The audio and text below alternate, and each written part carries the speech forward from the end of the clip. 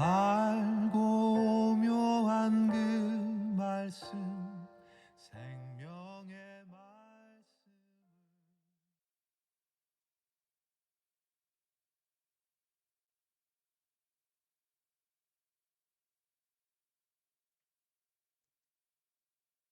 할렐루야. 34번째 설린 수요 성경 공부, 일상 영성 세우기, 헌금. 이 귀한 공부에 참여하시는 우리 설린 가족 여러분들 환영하고 축복합니다. 오늘은 11조를 꼭 해야 하나요? 라는 주제를 가지고 함께 공부하겠습니다. 먼저 기도하실까요? 하나님, 이 저녁에 우리를 다시 말씀 앞에 세워주심을 감사드립니다. 귀한 말씀 배우고 우리의 신앙이 예수 그리스도의 장성한 분량에 이르게 하여 주시옵소서. 지혜의 영이신 성령 하나님께서 오늘 우리 가운데 함께 하시사 우리의 아둔한 영혼을 깨치시사 하나님의 말씀을 잘 배우고 깨닫고 살아내게 하여 주시옵소서. 예수님 이름으로 기도드립니다. 아멘. 네, 헌금에 대해서 우리가 공부하고 있습니다. 오늘은 11조에 대한 공부를 하게 될 터인데요. 오늘 공부에 앞서서 지난 2주 동안 배웠던 헌금에 대한 공부를 잠깐만 정리하겠습니다.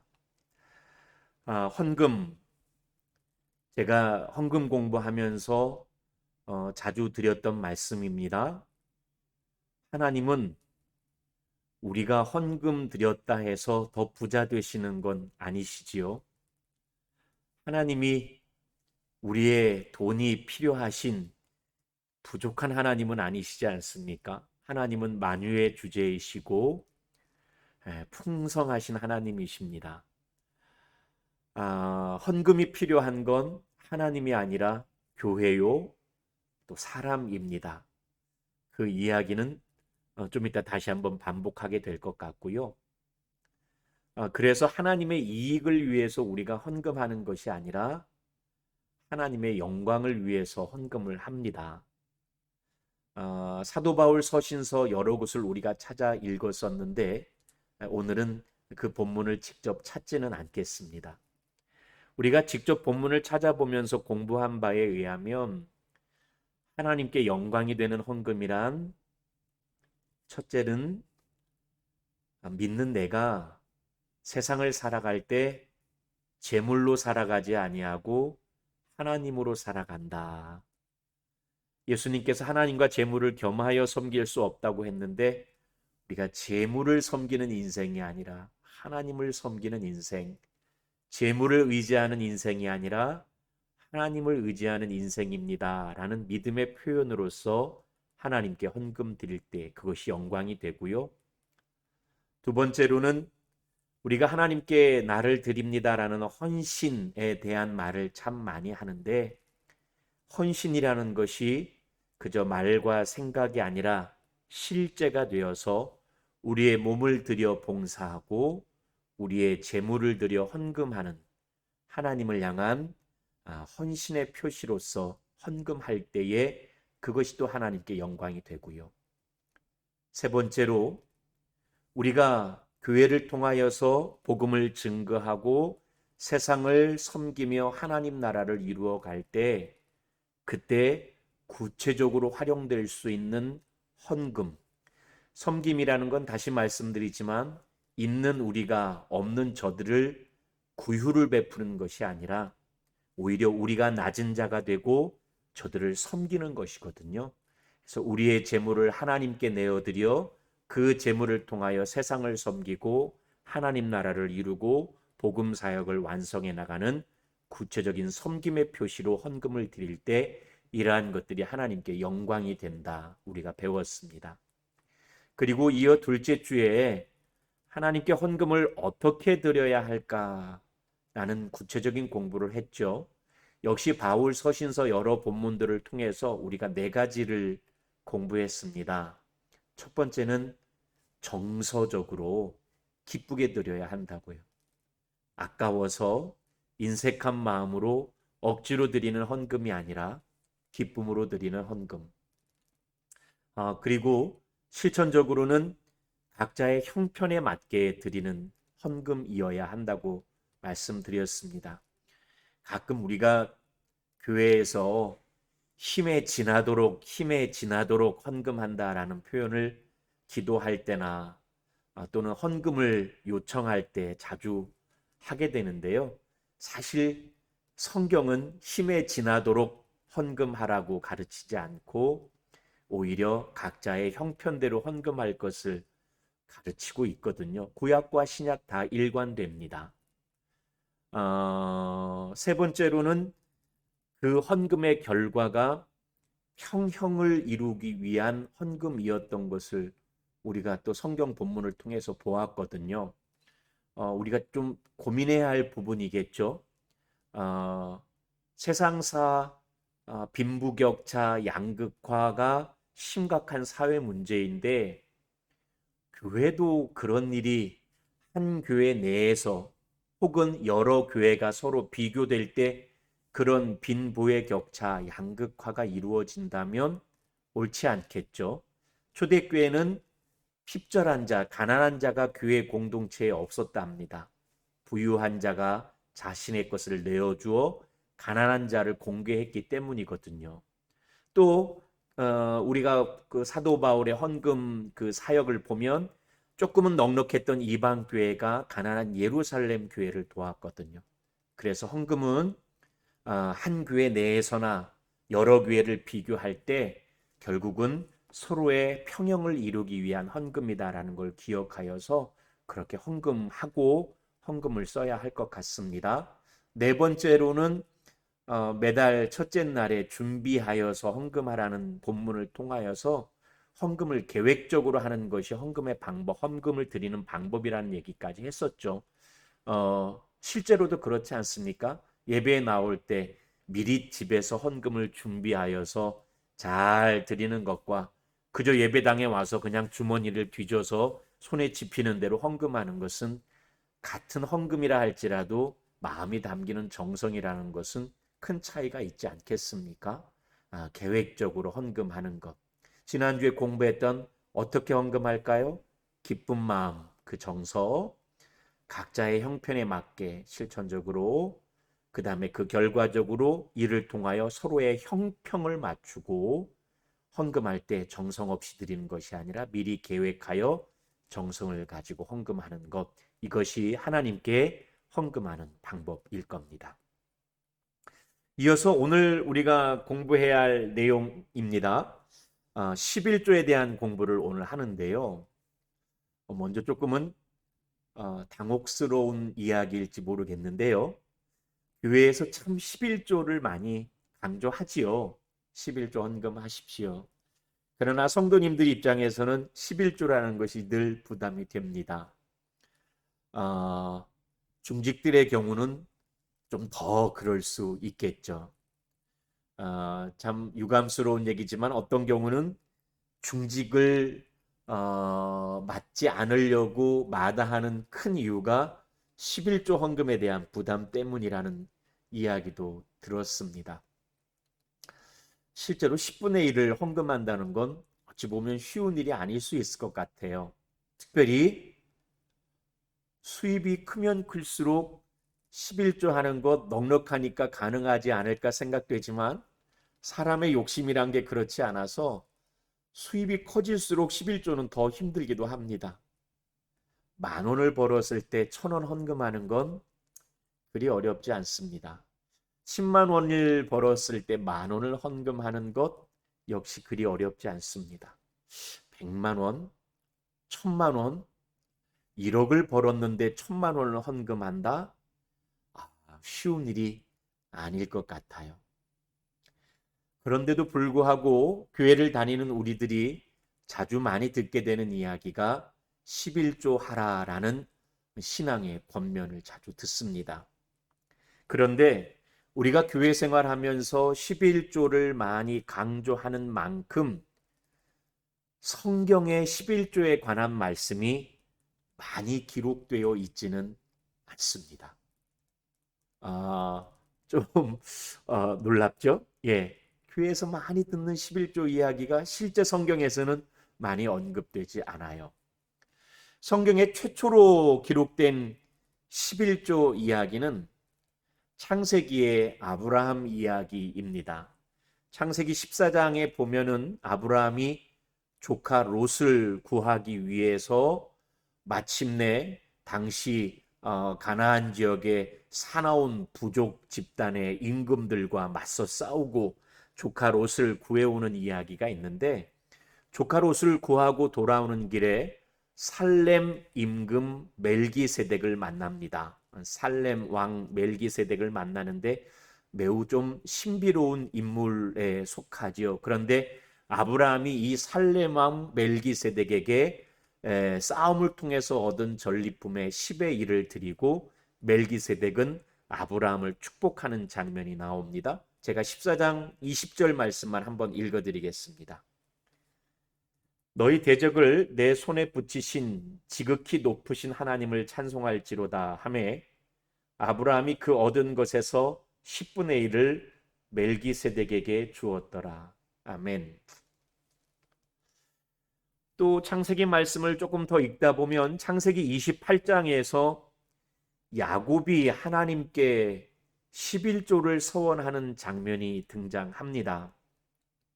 야곱이 아버지를 속이고 형을 속인 다음에 어머니의 도움으로 외삼촌 라반의 집으로 도주하게 되죠.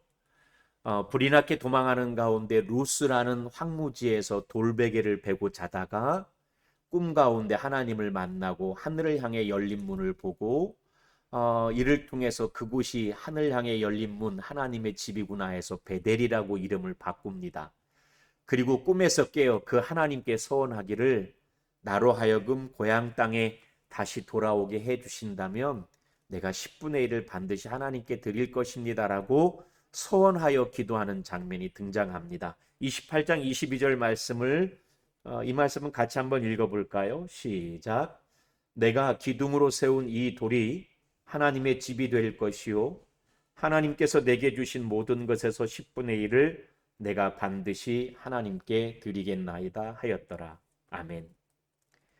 이처럼 성경에서 처음 발견하게 되는 11조 이야기들을 통해 11조가 가르치고 있는 첫 번째 정신은 바로 이것입니다. 아브라함이 전쟁을 통해서 내가 이긴 것이 아닙니다 라는 신앙의 고백으로 신비한 살렘 임금 멜기세덱에게 전리품의 10분의 1을 감사예로 드리거든요.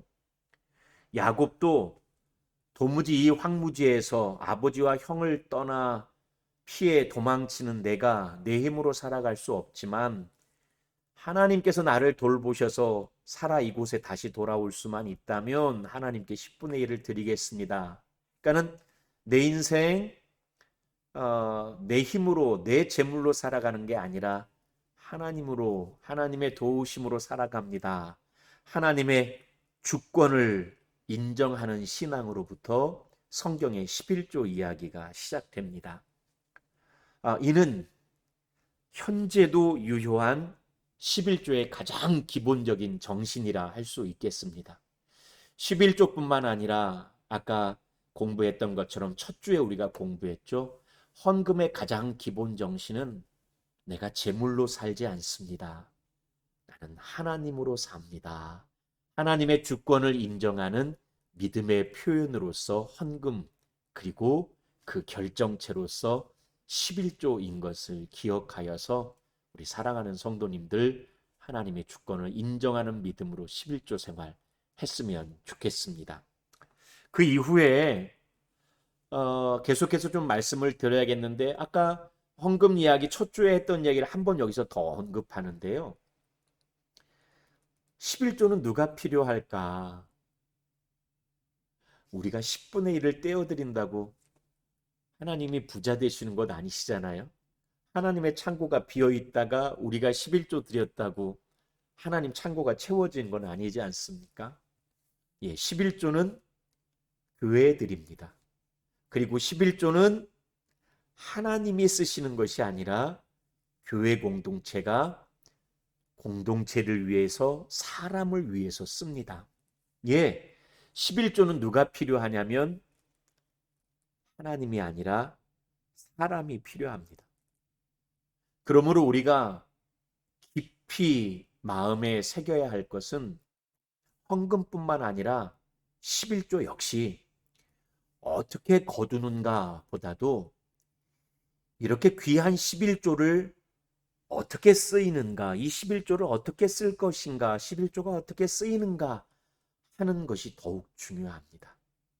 얼마만큼 거두었나 보다 어떻게 쓰고 있는가가 훨씬 더 중요합니다. 특별히 성경에 얼마 언급되지 않는 11조 이야기 가운데 어떻게 쓰이는가에 관련된 핵심적인 이야기가 세 가지가 있습니다. 한번 그 세 가지를 오늘 살피고 공부를 마무리하고 다음 주로 계속 좀 11조 그 외의 헌금에 대한 이야기를 이어가려고 합니다. 첫 번째는요, 11조를 헌신을 위해, 헌신하는 사람들, 헌신자를 위해 쓰는 11조이어야 합니다. 구약성경 민수기 18장 21절에서 29절까지의 말씀을 보면 11조를 어떻게 써라라는 말씀 가운데 제사장과 레위인들을 위해서 11조를 쓸 것을 이야기하거든요. 제가 한번 새번역 성경인데 18장 21절 말씀 읽어드릴게요. 나는 레위 자손에게는 이스라엘 안에서 바치는 열의 하나를 모두 그들이 받을 유산으로 준다. 이것은 그들이 회막 일을 거두는 것에 대한 보수이다. 예, 이 말씀대로 구약 시대에 회막이 있고 이후에 성전이 세워지는데 회막과 성전에서 오직 회막 일, 성전 일만을 했던 사람들, 크게는 제사장이요, 또 그 제사장을 도와 여러 성전 일, 회막 일을 했던 레위인들에게 이스라엘 모든 지파에서 10분의 1씩 거두어 그들을 위한 유산으로 줄 것을 가르치는 겁니다. 그러니까 이 말씀을 통해서 언뜻 많은 분들이 그러면 이 말씀은 현대의 목회자를 위해서 쓰라는 거군요 라고 말씀하는 경우가 있는데 그건 일부는 맞고 일부는 틀린 얘기입니다. 일부는 맞다라는 건 목회자가 지금도 제사장적 기능을 하고 교회 일을 전념하여 하기 때문에 목회자들의 삶을 책임져주는 교회 공동체의 역할이 있어서 이를 위해 11조를 거두는 건 맞습니다. 하지만 일부는 틀렸다는 것은 꼭 이것이 목회자만을 위한 것은 아니란 겁니다. 또 하나, 기본적으로 목회자는 제사장이 아닙니다. 지금 우리가 드리는 예배는 예배이지 구약시대의 제사는 아닙니다. 예수 그리스도 십자가 대속의 은총을 기준으로 이해하여 우리는 이제 구약의 제사를 드리는 것이 아니라 예배를 드리는 사람들입니다. 목회자들은 구약의 제사장적 기능을 감당하지만 그렇다고 구약의 제사장은 아닙니다. 그러므로 오히려 헌신을 위한 11조, 헌신자를 위한 11조라는 것은 목회자를 위한 11조로 이해하기보다는 지금도 오직 하나님의 가치를 위해서 하나님의 가치를 실현하기 위한 일들, 또 그 일을 감당하기 위해서 자신의 삶을 다 내어드려 전념하는 자들을 위해서 그들을 위해서 쓸 수 있는 것이 11조의 첫 번째 쓰이는 용처란 얘기입니다. 예컨대 꼭 교회 공동체가 아니라도 이 땅에서 정의를 이루고 이 땅에 어려운 사람들에게 자비를 베푸는 많은 단체들, 또 그곳에서 자신의 삶을 들여서 일하는 많은 사람들도 교회가 11조를 통해서 지원하고 도울 수 있다는 얘기입니다. 어쨌건 11조는 이 땅에 하나님 나라를 이루기 위해 그 일을 위해 전념하는 사람들을 위해 헌신을 위한 11조로 쓰여야 합니다. 다음으로는 축제를 위한 11조입니다. 첫 번째 이야기는 많이 들었겠지만 축제를 위한 11조라는 말은 잘 듣지 못하셨을 것 같아요. 신명기 말씀 14장에 보면은 22절 이후에 저 마지막까지 11조에 대한 얘기가 길게 기록되어져 있습니다.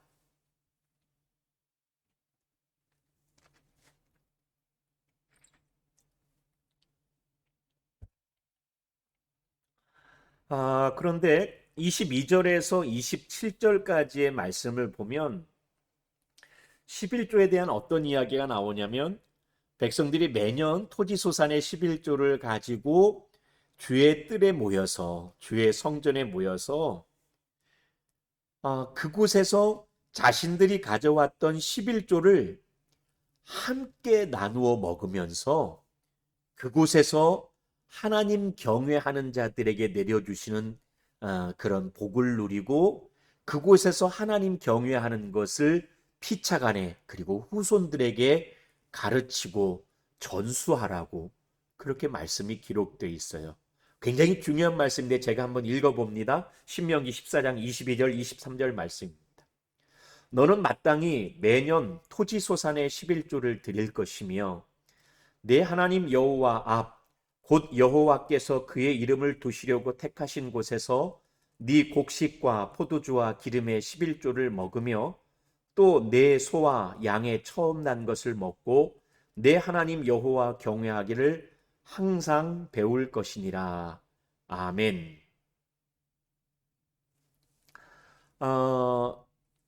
이 말씀 보시는 대로 11조를 가지고 하나님 전에 나와 하나님 이름 두시려고 하신 거룩한 곳에 나와 그것을 함께 먹으라는 겁니다.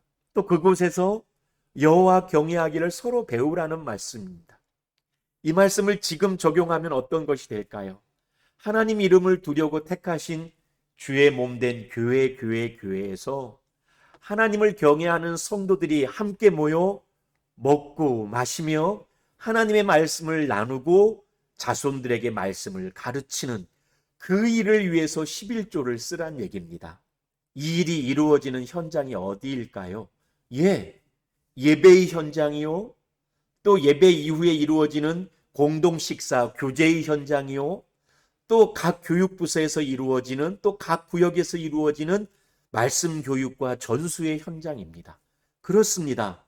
교회 현장에서 하나님을 예배하고 성도가 즐거움으로 교제하고 피차간에 또 다음 세대에게 말씀을 전하는 이 교회 공동체의 아름다운 축제적인 사역을 위해서 11조를 쓰라 하십니다. 참 귀한 말씀이죠. 그리고 세 번째로는 돌봄을 위한 11조를 성경이 가르치고 있습니다. 방금 읽었던 신명기 14장 22절 27절 다음에 바로 이어 28절 29절에서 이런 말씀이 기록되어 있습니다. 이 말씀은 구약의 이 본문 외에도 다른 본문에서도 강조하고 있는 말씀이기도 합니다. 이 말씀 같이 한번 읽어보겠습니다. 시작. 매 3년 끝에 그해 소산의 10분의 1을 다 내어 네 성읍에 저축하여 너희 중에 분깃이나 기업이 없는 레위인과 내 성중에 거류하는 객과 및 고아와 과부들이 와서 먹고 배부르게 하라. 그리하면 네 하나님 여호와께서 내 손으로 하는 범사에 내게 복을 주시리라. 아멘. 이 11조를 아까는 매년 토지소산, 그러니까 1년에 한 번씩 거두는 11조로 축제를 위한 11조로 썼는데 3년에 한 번씩 3년 끝에 드리는 그 11조는 따로 저축을 하여서 첫 번째는 아까 첫 번째 헌신자들, 레위인들, 분깃이 없는 레위인들을 위해서 쓰고 그 외에 함께 거류하고 있는 이방 객들과 돌볼이 없는 고아와 과부들을 위해서 그들을 위해 쓰라고 가르치는 겁니다. 그렇게 쓸 때 여호와 하나님께서 오히려 범사의 복을 베풀어 주실 것이라고 말하고 있는 겁니다. 교회 공동체가 모으는 11조의 세 번째 중요한 용처는 우리와 함께 더불어 있는 약자를 위해서 쓰일 때 그 11조가 바르게 쓰이는 것입니다. 오늘 공부한 거 간단히 정리해 봅니다. 11조 첫 번째, 하나님의 주권을 인정하는 신앙으로 드려야 합니다. 아브라함과 야곱의 예가 그랬습니다. 11조 두 번째, 헌신자를 위해서 또 헌신하는 일을 위해서 써야 합니다. 하나님의 일을 위하여 삶을 들여 전념하는 사람들을 위해 쓰여야 합니다. 세 번째, 11조 축제를 위해서 쓰여야 합니다. 교회 공동체 안에서 함께 하나님을 예배하는 일, 함께 성도들이 즐거움으로 교제하는 일, 서로 간에 그리고 다음 세대에 말씀을 가르치고 전수하는 이 축제적인 교회를 위해서, 교회 사역을 위해서 11조를 써야 합니다. 넷째, 11조는 함께 더불어 살아가는 이방객과 고아와 과부와 같은 약자를 위해서 쓰여져야 합니다. 헌금은 하나님께 드리지만 사람을 위해 쓰입니다. 그러므로 얼마를 거두느냐보다도 어떻게 쓰이느냐가 중요합니다.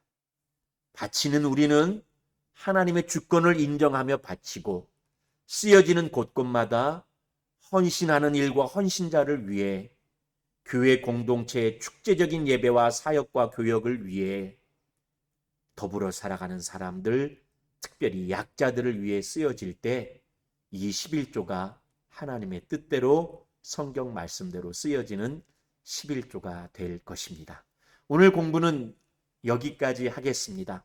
다음 주에 계속해서 연이어서 이런 11조는 아닙니다 라는 공부, 또 그 외에 11조에 대한 몇 가지 질문들, 예컨대 용돈도 11조 해야 하나, 꼭 우리 교회에 11조 해야 하나, 이런 문제들 좀 같이 나누고요.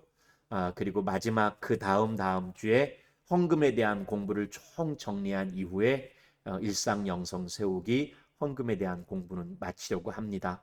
모쪼록 헌금에 대한 공부가 유익하길 원하고 재물 있는 곳에 마음이 있기 마련인데요. 건강한 헌금 생활을 통하여 우리의 마음을 하나님께 온전히 내어 드릴 줄 아는 사랑하는 설린 가족이기를 주님의 이름으로 축복합니다. 남은 3일 동안 건강하시고요. 주일 예배 때 만나 뵙겠습니다. 아직까지는 코로나19 사태가 엄중합니다. 거리두기, 개인 방역 지침 잘 지키고 교회도 온라인으로 예배를 지속적으로 드리며 온라인 예배 접근이 어려운 분들을 위해 1, 2부 현장 예배를 겸하여 드리고 있음을 기억하시기 바랍니다.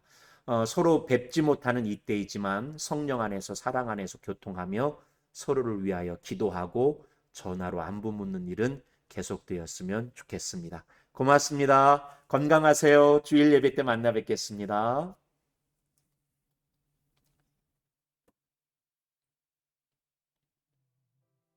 마음의 용서와 평